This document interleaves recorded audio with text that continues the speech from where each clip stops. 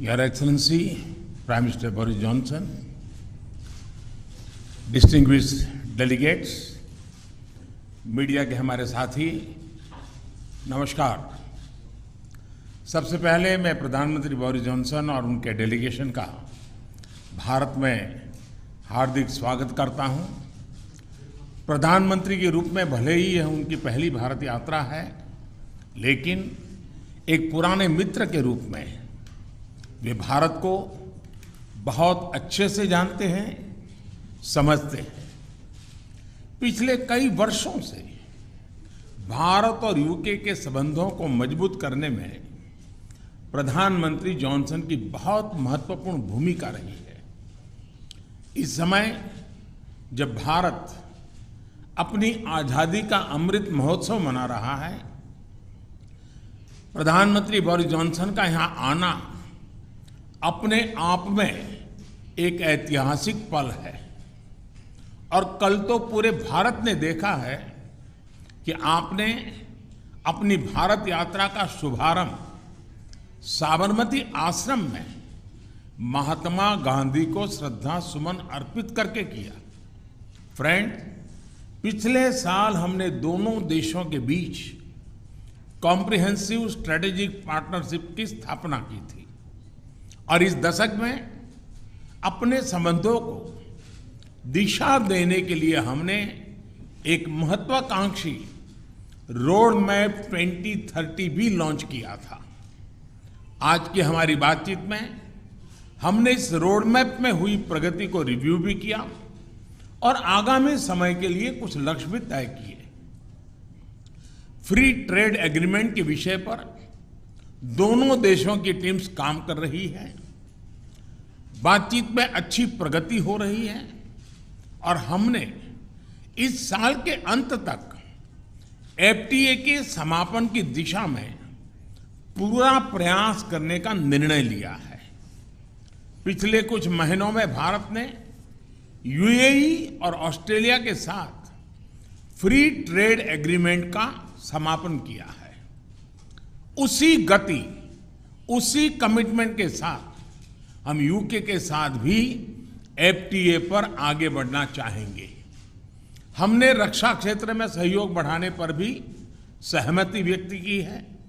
रक्षा क्षेत्र में manufacturing, technology, design और डेवलपमेंट सभी क्षेत्रों में यूके द्वारा आत्मनिर्भर भारत के समर्थन का हम स्वागत करते हैं।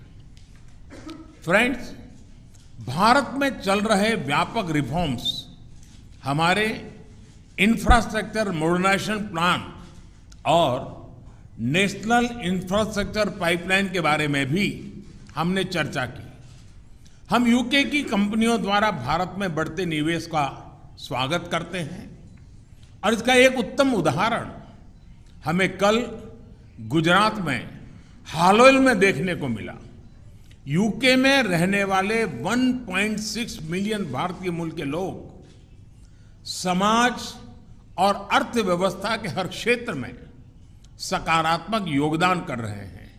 हमें उनकी उपलब्धियों पर गर्व है और इस जीवंत सेतु को हम और मजबूत करना चाहते हैं। इस दिशा में प्रधानमंत्री जॉनसन ने निजी रूप से बहुत योगदान किया है।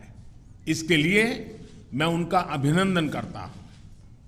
फ्रेंड्स, हमने ग्लासगो में आयोजित COP26 में लिए गए संकल्पों को पूर्ण करने के लिए अपनी प्रतिबद्धता जताई।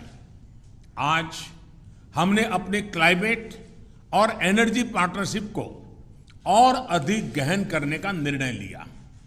हम यूके को भारत के नेशनल हाइड्रोजन मिशन में शामिल होने के लिए आमंत्रित करते हैं और हमारे बीच स्ट्रेटेजिक टेक डायलॉग की स्थापना का मैं हृदय से स्वागत करता हूं। फ्रेंड्स, आज हमारे बीच ग्लोबल इनोवेशन पार्टनरशिप के इम्प्लीमेंटेशन अरेंजमेंट्स का समापन एक बहुत महत्वपूर्ण पहल साबित होगी। यह अन्य देशों के साथ हमारी विकास साझेदारी को और मजबूती प्रदान करेगा। इसके तहत तीसरे देशों में मेड इन इंडिया इनोवेशंस के ट्रांसफर और स्केलिंग अप के लिए भारत और यूके $100 मिलियन तक को फाइनेंस करेंगे। इनसे सस्टेनेबल डेवलपमेंट गोल्स की प्राप्ति में और क्लाइमेट चेंज से निपटने के प्रयासों में भी मदद मिलेगी। ये हमारे स्टार्टअप्स और एमएसएमई सेक्टर के नए मार्केट्स तलाशने और अपने इनोवेशंस को ग्लोबल करने में बहुत उपयोगी सिद्ध होगा। फ्रेंड्स, हमने क्षेत्रीय और वैश्विक स्तर पर हो रहे अनेक डेवलपमेंट्स पर भी चर्चा की। एक free, open, inclusive and rule based order पर आधारित इंडो पैसिफिक क्षेत्र बनाए रखने पर हमने जोर दिया। इंडो पैसिफिक ओशन इनिशिएटिव से जुड़ने के यूके के निर्णय का भारत स्वागत करता है। हमने यूक्रेन में तुरंत युद्ध विराम और समस्या के समाधान के लिए डायलॉग और डिप्लोमेसी पर बल दिया। हमने सभी देशों की क्षेत्रीय अखंडता और संप्रभुता के सम्मान का महत्व भी दोहराया। हमने एक पीसफुल, स्टेबल और सिक्योर अफगानिस्तान और एक इंक्लूसिव और रिप्रेजेंटेटिव गवर्नमेंट के लिए अपना समर्थन दोहराया। यह आवश्यक है कि अफगान भूमि का प्रयोग अन्य देशों में आतंकवाद फैलाने के लिए नहीं होना चाहिए। एक्सेलेंसी, आपने हमेशा भारत और यूके के संबंधों को मजबूत करने के लिए विशेष प्रयास किए हैं। इसके लिए हम आपका अभिनंदन करते हैं। एक बार फिर आपका और आपके प्रतिनिधिमंडल का भारत में हार्दिक स्वागत है। बहुत बहुत धन्यवाद।